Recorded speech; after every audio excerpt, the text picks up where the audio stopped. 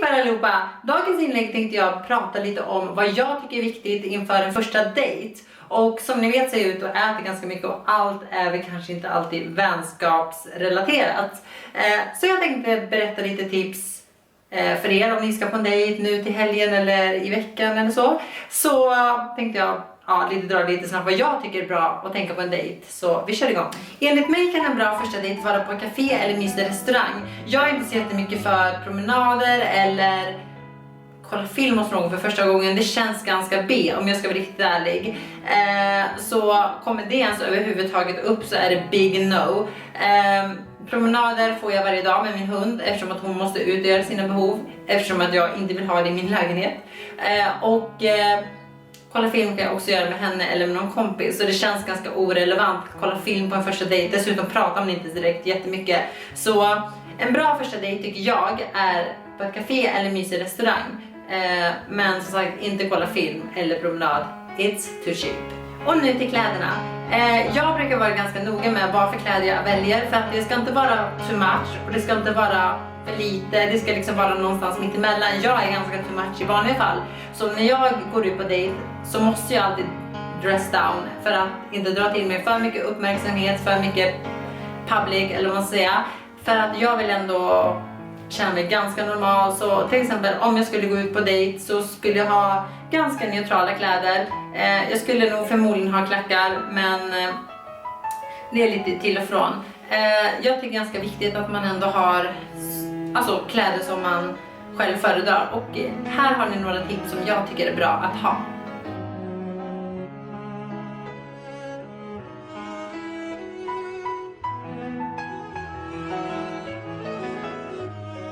En annan viktig grej man också ska tänka på är att stänga av all elektronik. Och det är som iPad, iPhones, ni förstår lite eftersom att det handlar ändå om att man ska lägga den här personen i fokus.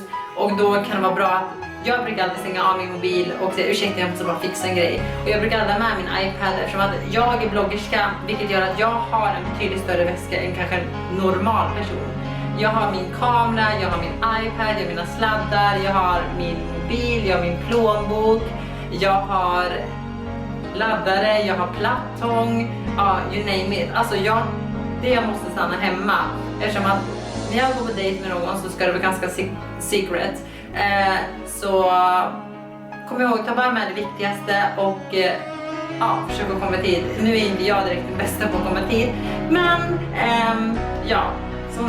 jag är lite sån i personlighet, men jag brukar alltid förvarna mina dejter innan att jag kan bli lite sen, men jag dyker alltid upp. Men som sagt, ta inte efter mig, kom i tid, det kan vara ett bra stort plus.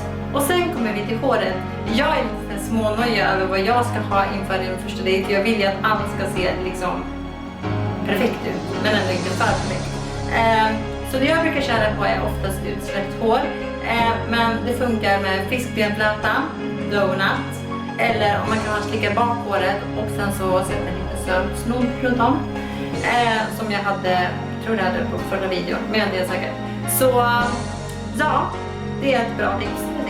Det absolut värsta som kan hända inför en första dejt är pinsam tystnad, alltså silent. Jag tror ingen direkt uppskattar pinsam tystnad, varken motparten eller en själv. Eftersom att det blir jättepinsamt, man blir stressad, jag blir stressad, jag får panik och gud, jag vet inte vad.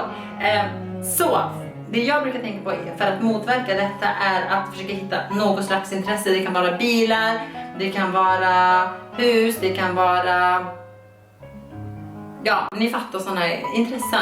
Och fråga lite om det. Även om du kanske tycker det är skittråkigt att prata om bilar, motorer eller vad det nu kan vara. Så försök att prata om någonting, för då slipper man den där pinsamma tystnaden.